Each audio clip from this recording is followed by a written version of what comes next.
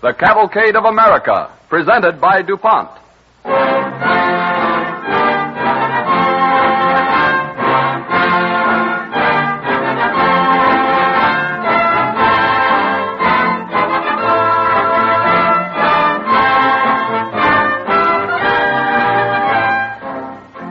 The story that will be told in music and drama this evening on the Cavalcade of America, presented by DuPont, is the story of a pioneer in American music, Edward McDowell.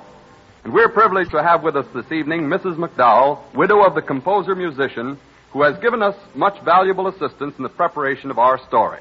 Mrs. McDowell, won't you say a word to our audience? Good evening, ladies and gentlemen. It gives me great pleasure to be here to see the dramatization of the life of my husband and my own unimportant life. And I know I'm going to watch it with a very great interest. Thank you all. Thank you, Mrs. McDowell.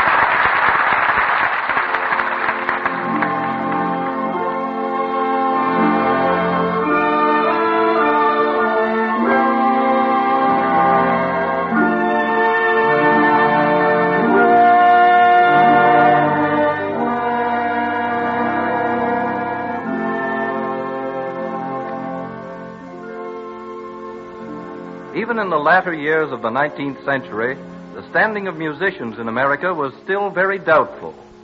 It remained for a quiet, retiring man to help the American artist achieve proper recognition in his own country. His name was Edward McDowell, and he was born in New York City in 1861. We meet him first, a sensitive boy of 12, practicing on his piano.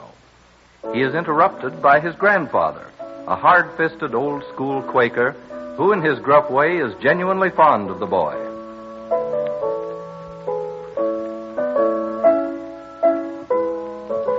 Edward? Oh, hello, Grandfather. I've just finished practicing. Well, that's good. It's time I had a talk with you. Edward, what do you intend to do when you grow up? Well, I know what I'd like to be, if I'm ever good enough. Well, what is it you'd like? I want to be a musician. Oh, my boy, that's not a life. You must do some useful work in the world. Yes, Grandfather. Musician. I was afraid of it when your mother let that woman, that Teresa Carreño, in here to teach you to play the piano. Oh, but you are young. You'll forget such nonsense. But, Grandfather, why isn't it all right to be a musician? Edward, you come of God-fearing people who work. People who do things with their hands.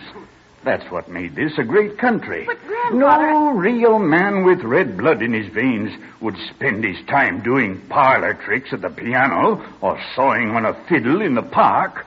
But, Grandfather, that isn't what I want. I want to write music.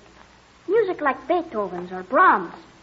Only the way an American would write it. Well, I must speak to your mother. Oh, you can't change my mind, Grandfather. Why, it's scandalous. Listen, Grandfather. There's an organ grinder outside. Do you suppose he made up the tune he's playing? Oh, look! The monkey's holding a cup in his hand. There's your musician's life, Edward. A monkey's life. But the man is happy.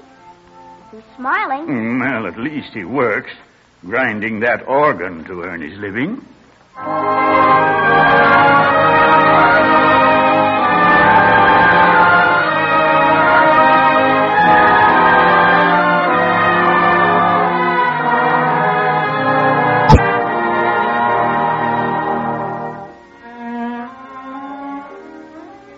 The boy Edward, bursting with talent, grows older, outstrips his teachers, and with the help of his mother goes to Europe to study with the great masters.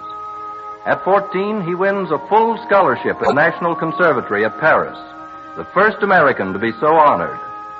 For 3 years, he undergoes the most intensive training. Later, he travels to Germany for more study.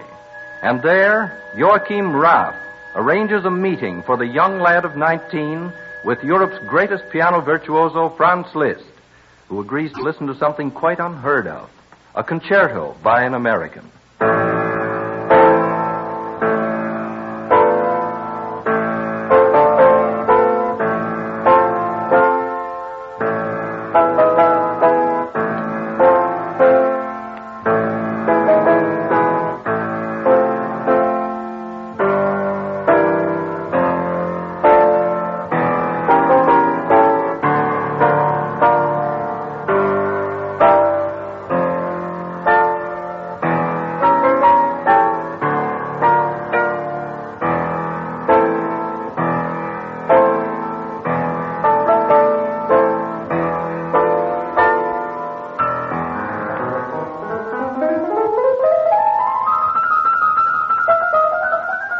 On and on the young man played for the great master.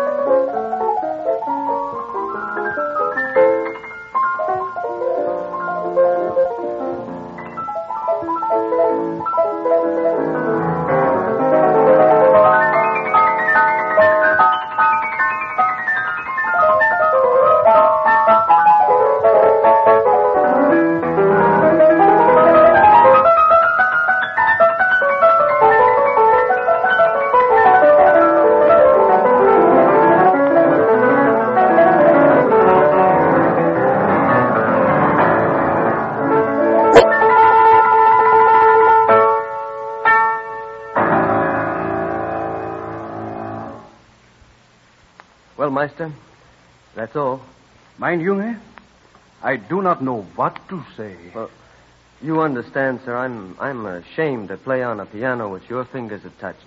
My playing is only... like your playing. You have really studied the piano, but you play like a composer. That is a fitting rebuke, sir. Nein, it is a compliment. McDowell, I am learning. I see first an American, shy, timid. Then my ears hear a talent that is like Chopin, Schumann, and it is a new talent. I do not quite understand. I hear strains of this that I know, and that, but is it American music? No, not yet. Many of those strains are borrowed from the masters I admire most. Honest young man. My boy, when you go home, I think you will write some very great music.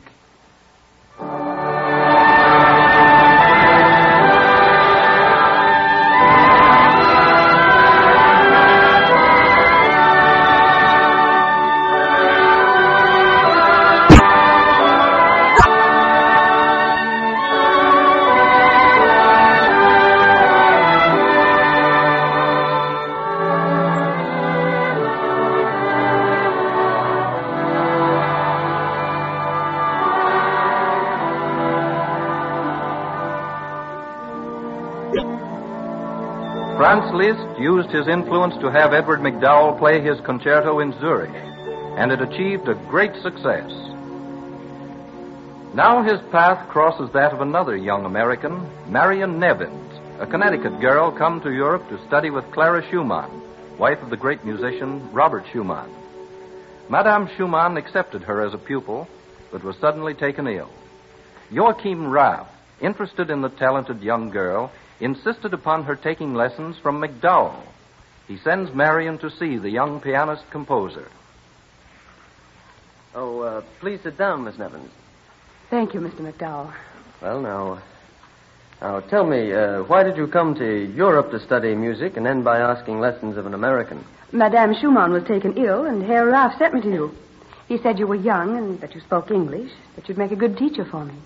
In fact, he insisted that I study with you for a time. Well, if Herr Raff insists, I suppose we must make the best of it, both of us. I suppose so. You understand, Miss Nevins, that I'm a very busy man. I have lately been appointed professor of the piano at the Darmstadt Conservatory. Tell me, just what does that mean? Well, it means most of my pupils are young girls. They are receiving a complete education, you see, so they take a piano lesson from me, and then they rush off to take a lesson in cooking. Oh, I see. And then to change my social standing, I have to go each week to teach some young counts and countesses who usually go to sleep when I try to explain counterpoint. Oh. There's some sort of relations to Queen Victoria, just what, I don't know. That must be fun. Well, the best part of it is the fine dinner I always have there, but not with the family, of course. I understand. Perhaps you wonder why I'm here when there are plenty of good musicians at home under whom I might study. You see, there's something about Europe that draws many who hope to be artists. I know. That's why I'm here, too. To study in these surroundings. To study with... A poor, ignorant American, yes. Oh, well, no. But you know, Miss Nevins, I'm going back to America as soon as I think I've learned enough. So? I'm going back to make America see that there's a place for a serious musician. That musicians are neither fools nor idlers. That they have a high task. To make more people alive to beauty. But what of your own talent? Well, what there is will thrive by hard work. A musician mustn't be a monk. I will write better American music if I work and teach and know the people at home and write music when I can. Yes, but there must be times free of people and worries for you to write your music. Yes. But that would be a luxury. Perhaps it will happen, too. You think so? Yes. Really, Miss Nevins, I suppose it's time to begin your first lesson. Suppose first you play for me.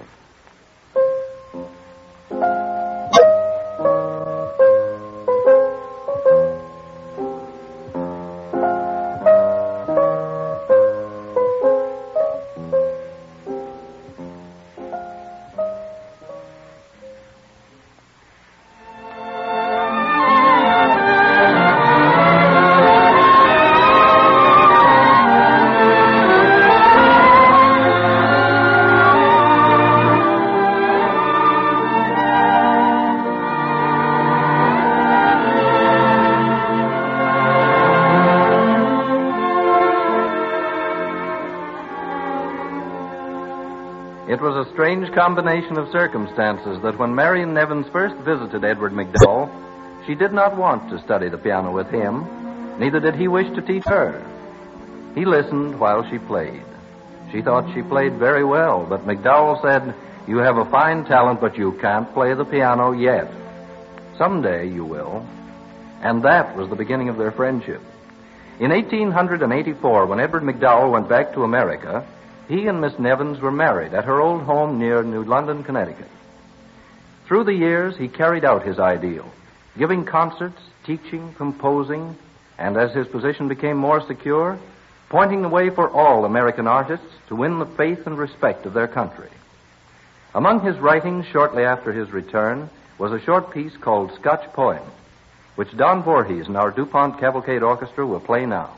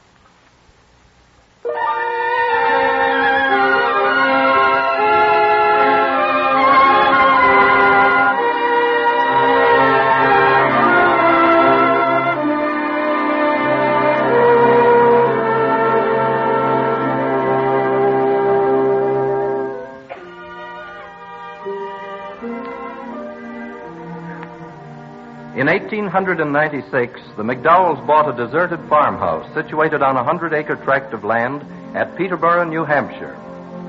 To help her husband with his composing, Mrs. McDowell had a small log cabin erected on the property at some distance from the main farmhouse in the woods.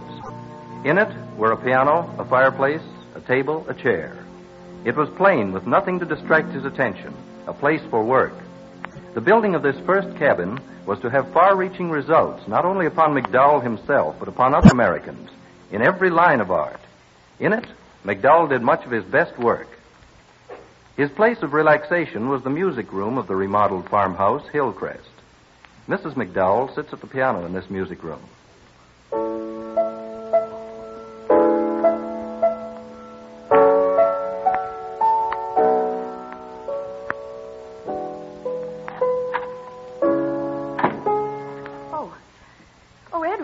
You startled me. Sorry.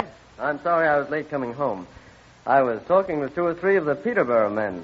Good golfers, all of them. I said, aren't you teaching them to waste their time? They're all businessmen, you know. Waste their time at golf? Why do you think I gave that land to the town for a golf links?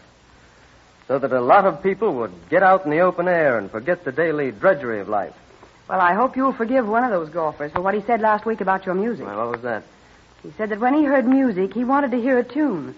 And that when he heard your music, he knew it was yours because it didn't have any tune. I suppose that's true to some extent. And the things I'm really trying to do, there isn't always a dominant melody. But tell me, what were you playing when I came in? This.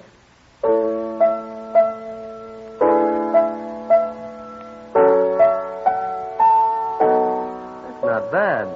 Did you write it? You did. I did? I found it on a crumpled piece of paper that you'd thrown into the fireplace.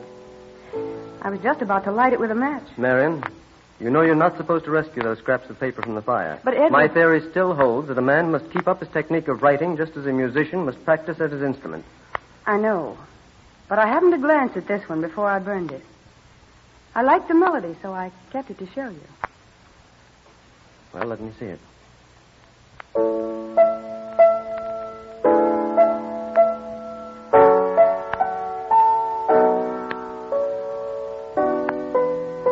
I like it, too.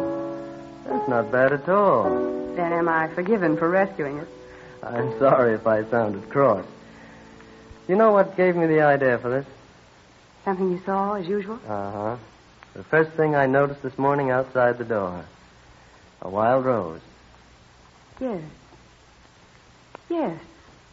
It sounds like a wild rose. Just as to a water lily sounds like those water lilies looked growing in that muddy pond. Well, I wish others understood my inspiration as you do. The perfume of flowers, pictures like Ross Turner's Golden Galleon, the roar of the ocean. They all suggest music to me. Edward, speaking of the ocean reminds me, have you had any word from the publishers about your sea pieces? Oh, didn't I tell you? I had a letter this morning. No. I guess your rescuing that music took it right out of my head. Marion, they've accepted my sea pieces. Oh, Edward. Isn't that splendid? Oh, I'm glad. Oh, I'm really a very lucky man. And lucky to have a place like this to work in. Come over here to the door. Look at that forest of ours. I can't imagine a finer place to work. What a pity that other artists haven't a place like this. So, Marion, I've been thinking about that. There's plenty of room here for more cabins like the one that you had built for me. A place to get away from the outside world and concentrate and work. Now, you want to fill our woods with more grumpy artists? Many more. My pupils and the young, eager people following the arts. They should come here. They should feel the night and the dawn here. They should, from time to time, be free from strain. Live near the smell of pine trees growing in the soil of their own land. And then they'll compose and write and paint, and no one will dare laugh at them as artists and Americans.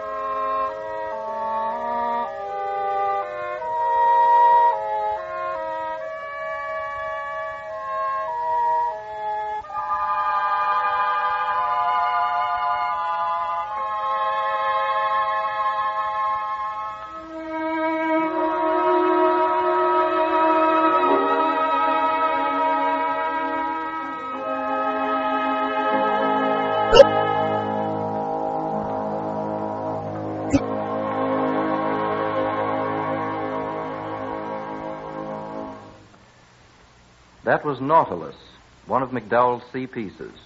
The orchestra will now play another selection from the same suite, To the Sea.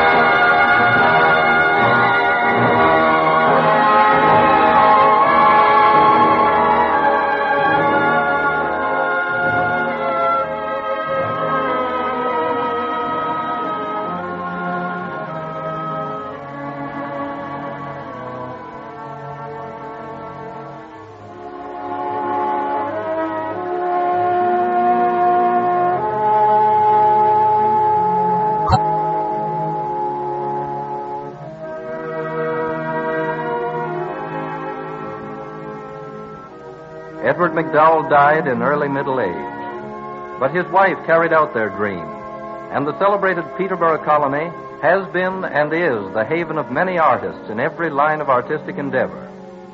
Not only American music, but the sum of American art was enriched when the name of Edward McDowell was added to the leaders of the Cavalcade of America.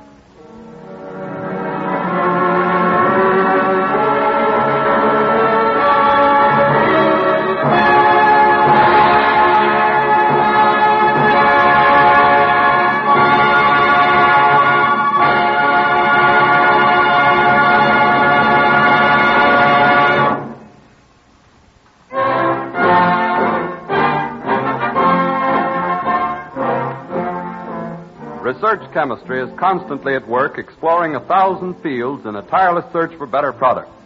This work involves many activities which at first glance might seem a far cry from the popular notion of what the chemist does. Take, for example, a major DuPont activity, pest control research. Chemists, entomologists, and pathologists all are engaged in the task of finding ways to control destructive insects, fungi, bacteria, weeds, and marine growths such as the barnacle. One phase of this DuPont research program, which has produced results all of us can see, is the recently developed treatment of lumber. Freshly cut lumber, as you know, is bright and clean. But stack this lumber in the yard, and soon it may begin to lose its beauty. Frequently, fungi or mold starts to work inside 36 hours. Before a week is over, you can see this growth in the form of blue streaks or blotches called sap stain or blue stain, which destroys the natural beauty of grain and color. This condition was of great concern to lumbermen everywhere.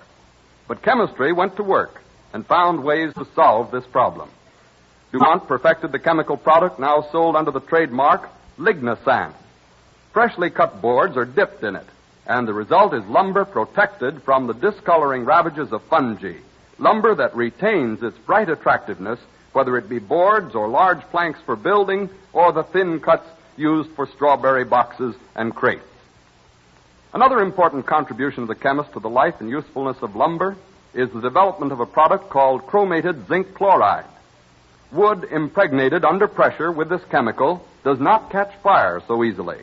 It resists decay and rot and offers considerable resistance to the destructive appetite of the termite.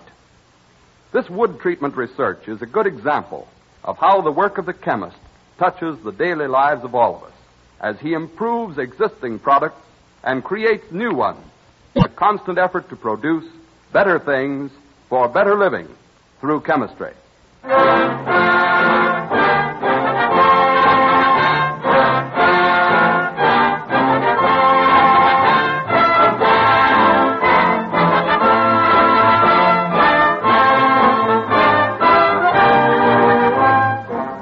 Transcontinental Journeys, a story comparing modern travel with the days of the covered wagon, will be heard next week at this same time when DuPont again presents the Cavalcade of America.